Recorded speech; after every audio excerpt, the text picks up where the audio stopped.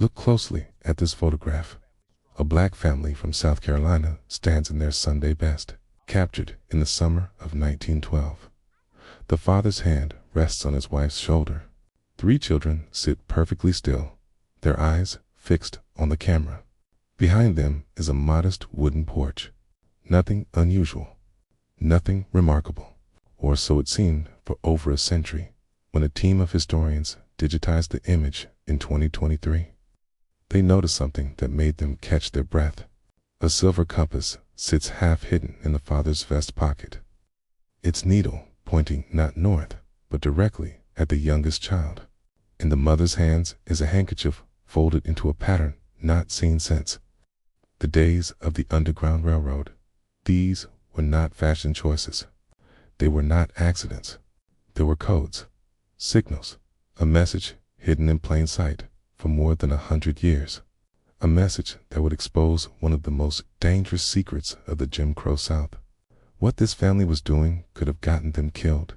The truth behind this photograph is about to rewrite what we thought we knew about resistance in America. The photograph appeared at a small estate auction in Charleston, South Carolina on a humid September morning in 2023. Dr. Helen Graves almost skipped the event. The auction house specialized in antique furniture, not historical documents, and she had a conference call scheduled for noon. But something in the catalog listing caught her attention. A collection of photographs from a demolished house in the rural Lowcountry, some dating back to the early 1900s. She arrived late and slipped into the back row as the auctioneer set up a wooden box filled with sepia-toned images. Lot 47. Assorted photographs, circa 1910 to 1920, unknown subjects, starting at $50. Helen raised her paddle and won the lot for $75. In her office at the university, spread the photographs across her desk. Most were unremarkable, stiff portraits of unidentified families, faded landscapes, some too damaged to recognize. But one image made her pause. It showed a black family of 5 standing on a wooden porch. The father wore a dark suit. His posture was rigid but dignified. The mother sat in a chair, her hands folded in her lap, holding a white handkerchief. 3 children surrounded them, 2 boys and a girl, the youngest no more than 5 or 6. Helen studied their faces. Something in their expressions did not match the formal pose. There was tension around their eyes, a guarded look that seemed deliberate. She turned the photograph over. On the back, in faded pencil, were the words, "The Crossing, Summer 1912. The Crossing." Helen frowned. She knew every major black community in the Lowcountry from that era. She had never heard of a place called The Crossing. She took out her magnifying glass and leaned closer to the image. In the father's vest pocket, barely visible against the dark fabric, was a metallic glint. She adjusted her desk lamp. A compass, a silver compass, and its needle was not pointing north. She examined the photograph under every light source in her office. The compass was real. She could see delicate engravings on its casing and a thin black needle behind the glass, but the needle pointed downward, toward the bottom of the photograph, toward the youngest child. She told herself it was a trick of the angle, a distortion from the old camera lens. But the more she studied it, the more intentional it seemed. The father's body was angled slightly. His vest was pulled open just enough to reveal the compass. Then there was the handkerchief. At first seemed like nothing more than an accessory. But under magnification, she saw the cloth folded into a precise geometric pattern, triangles nested within triangles. She recognized it from her graduate research. It was a quilt code. During the era of the Underground Railroad, certain quilt patterns were believed to carry hidden messages for escaping slaves. A bear's paw meant follow animal trails. A North Star meant travel at night. These patterns were stitched into quilts and hung on clotheslines as signals guiding the way to freedom. By 1912, the Underground Railroad had been gone for nearly 50 years. Slavery had ended. The codes should have been obsolete. So why was this woman holding one? Helen searched census records for black families in rural South Carolina in 1912. She cross-referenced property records, church registries, and tax documents. Nothing matched. It was as if the family had never existed. 5 people frozen in time, hiding something so dangerous they erased themselves from history. Helen picked up her phone and called Marcus Webb, a retired archivist who had spent 40 years preserving black Southern history. "I need you to see something," she said. "I think I found a ghost." Marcus arrived at her office carrying a thermos of coffee and a worn leather satchel filled with research files. He was 73, with silver hair and hands that trembled slightly from years of handling fragile documents. His eyes were sharp when Helen showed him the photograph. His eyes widened. "Lord have mercy," he whispered. He held the image up to the window light, turning it slowly and studying every detail. "You recognize them?" Helen asked. Marcus set the photograph down and pulled a notebook from his satchel. 1986, he said. "I was cataloging oral histories in Buffer County. I spoke with an old woman named Della. She must have been 90. She told me a story I never forgot." Marcus flipped through the pages until he found what he was looking for. She said her grandmother used to talk about a family that lived on the edge of the swamp. She said they weren't like other folks. They came and went at strange hours. They always had visitors passing through, strangers who arrived at night and were gone by morning. Helen leaned forward. "What kind of visitors?" Della called them the walking wounded. Men and women running from something. Chain gang escapes. People fleeing debt contracts they couldn't pay. Families trying to get north before the local sheriff caught up with them in 1912. But the Underground Railroad was the railroad never really ended, Marcus said.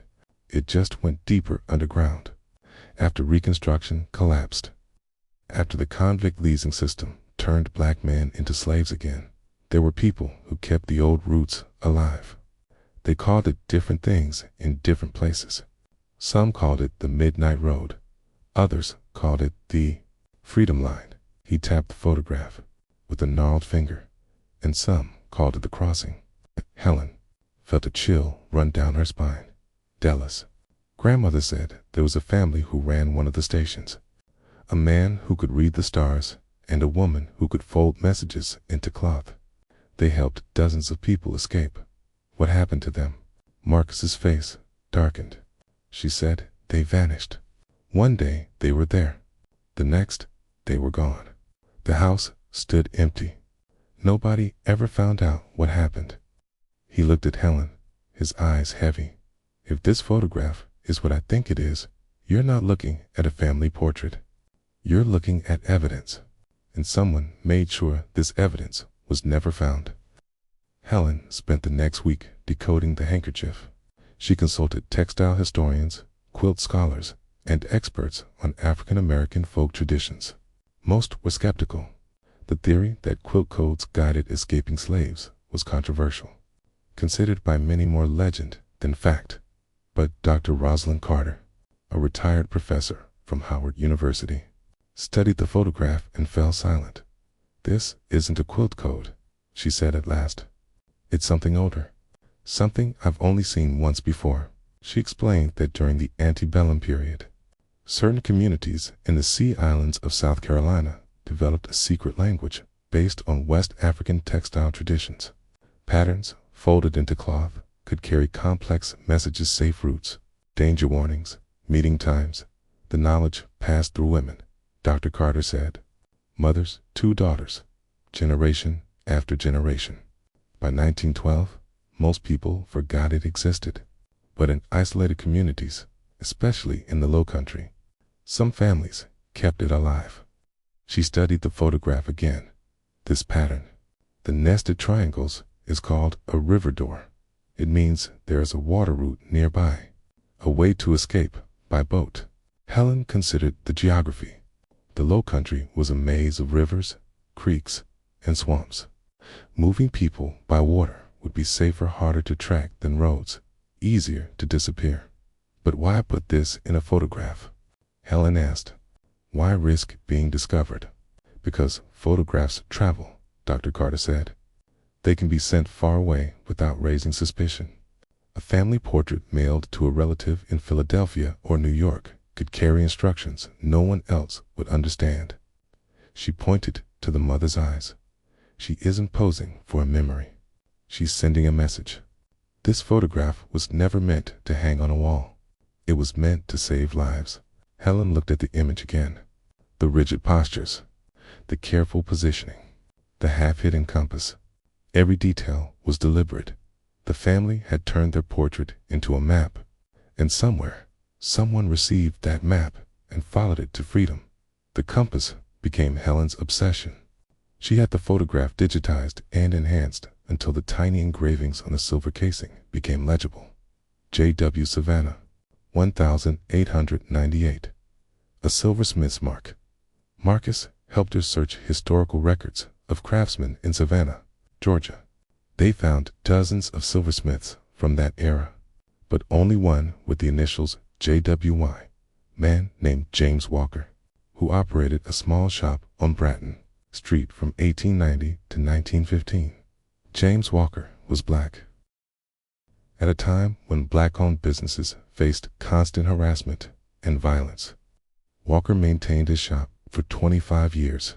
His clients included wealthy white families, but surviving letters also mentioned members of the black community, paid in trade rather than cash. Helen tracked down Walker's descendants through a genealogy website. His great-granddaughter, Patricia, living in Atlanta, agreed to meet. Patricia was 81, with sharp cheekbones and steady hands. She listened to Helen's story without interrupting. Then she went into a back room and returned with a small wooden box. "My mother gave me this before she passed," Patricia said. "She told me it was great-granddaddy's secret, and I should never show it to anyone." She opened the box. Inside the box were 3 silver compasses, identical in design to the one in the photograph. But these were different. Each compass had been modified. The needle was weighted on one end, so it would point not north, but in whatever direction the maker chose. "They're not for finding your way," Patricia said, quietly. "They're for sending messages. Great-granddaddy made them for people who needed to disappear. The compass would point toward the next safe house on the route. You just followed the needle." Helen's hands trembled as she lifted one of the compasses. "How many did he make?" "My mother said dozens, maybe more." Patricia's voice lowered. "He never wrote anything down, never kept records. If anyone found out what he was doing, they would have burned his shop and lynched him in the street." She looked at the photograph. "That man, the father, he was one of the guides, wasn't he?" Helen nodded. Patricia closed her eyes. "Then great-granddaddy helped them. He helped them all." With the compass mystery solved, Helen focused on tracing the escape routes. Marcus introduced her to local historians who had documented the hidden geography of black resistance in the South.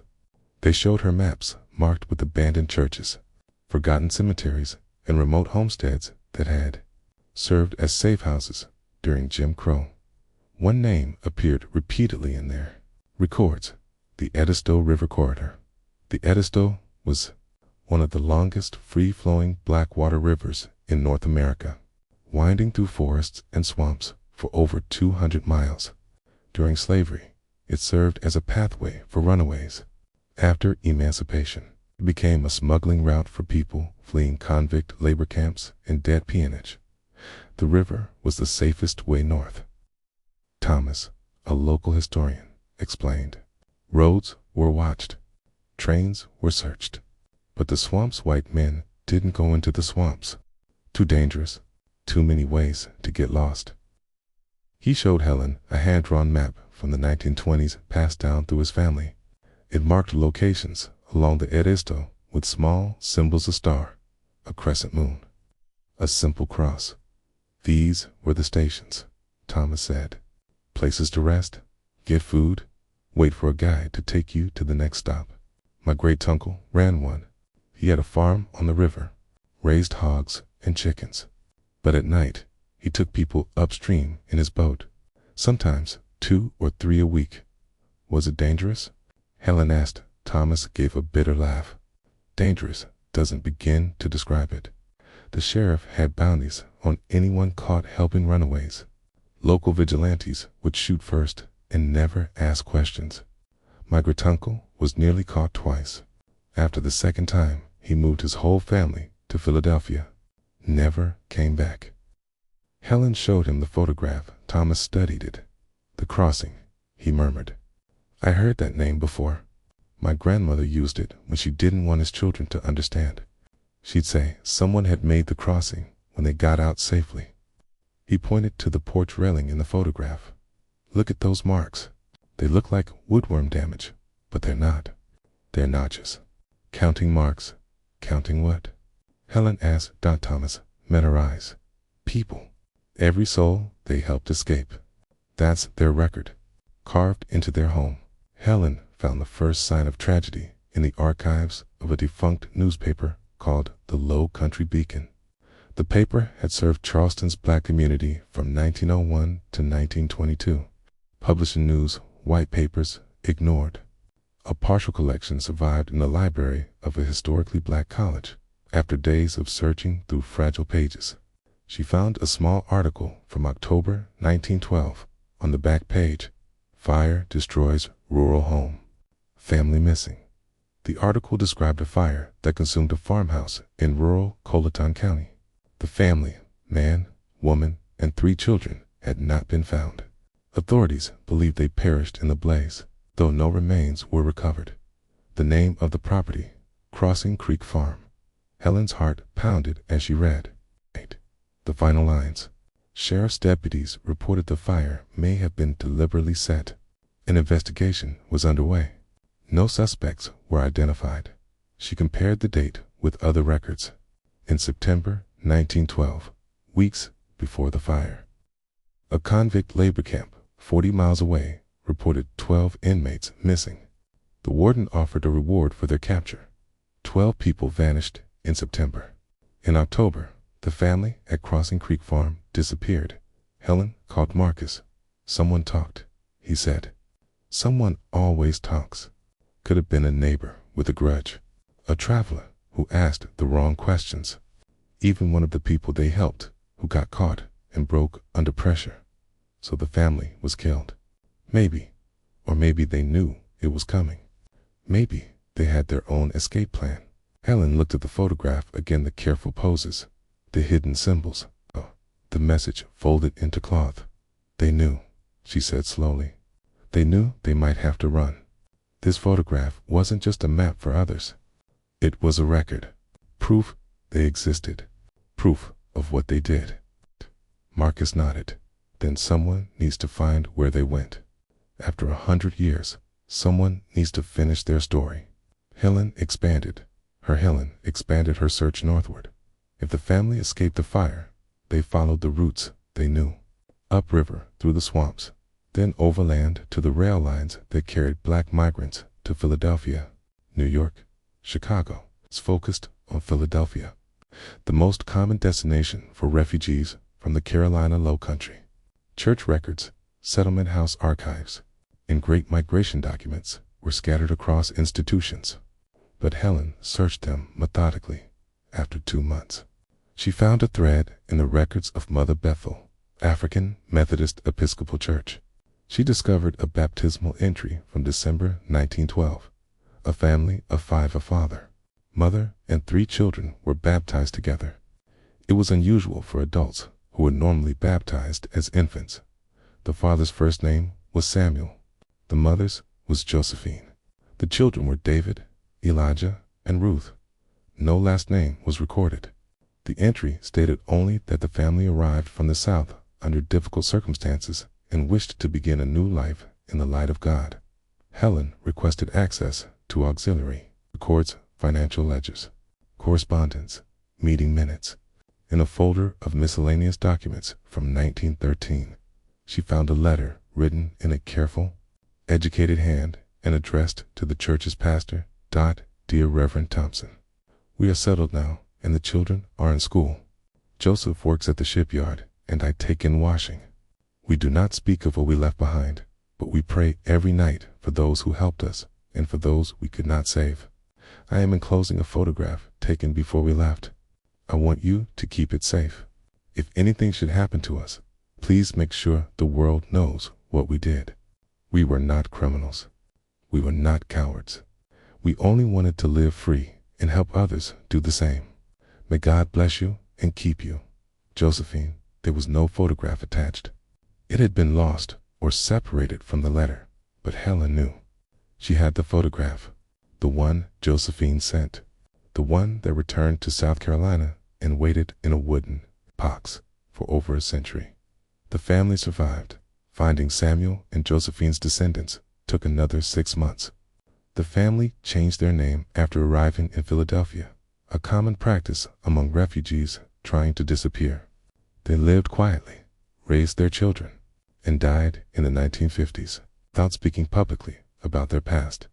But their children told their children. Helen tracked down Ruth's granddaughter, a retired school teacher named Gloria, living in a nursing home in New Jersey.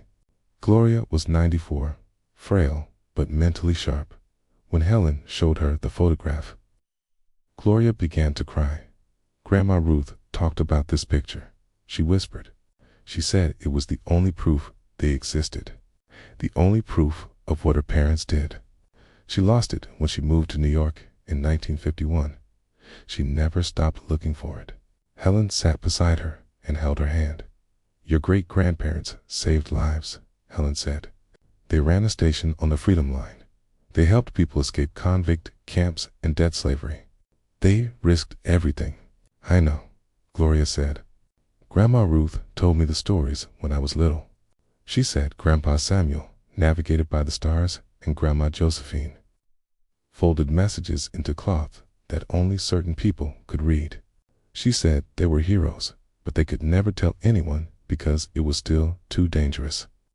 Do you know how many people they helped? Gloria was quiet. She said she counted the notches on the porch railing once before they had to leave. She was 8 years old, but she remembered the number. Many. Gloria looked at the photograph. 47 souls. Helen felt tears on her cheeks. 40-7 lives that might have been lost to labor camps, chain gangs, or graves in the swamp. 47 families who existed because a man with a compass and a woman with a handkerchief refused to let justice stand. Can I keep it? Gloria asked. Helen placed the photograph in her hands. It always belonged to your family. Gloria passed away 3 months later. She died peacefully, the photograph framed on her nightstand, surrounded by 4 generations of descendants who finally knew the full story. At her funeral, more than 200 people gathered, children, grandchildren, and great-grandchildren of Samuel and Josephine, along with members of other families connected to theirs. Many met for the first time and discovered ties stretching back over a century. Helen was invited to speak. She told them about the photograph, the hidden compass, the folded handkerchief. She explained how Samuel and Josephine turned a simple portrait into a coded map. Resistance does not always look like marches and speeches, Helen said. Sometimes it looks like a family standing on a porch, posing for a picture, hiding a secret in plain sight. She spoke of the 47 people who passed through Crossing Creek Farm, following the needle of a weighted compass toward freedom. Most of their names were lost, but their descendants were scattered across the country. Teachers, doctors, artists, parents living lives made possible because 2 people refused to accept chains. Samuel and Josephine never told their story. They lived in hiding and died in obscurity, trusting that someone would find the truth. It took 111 years, but it was found. After the service, Gloria's great-grandson, Marcus, approached Helen. I want to find the others, he said, the 47 or their families.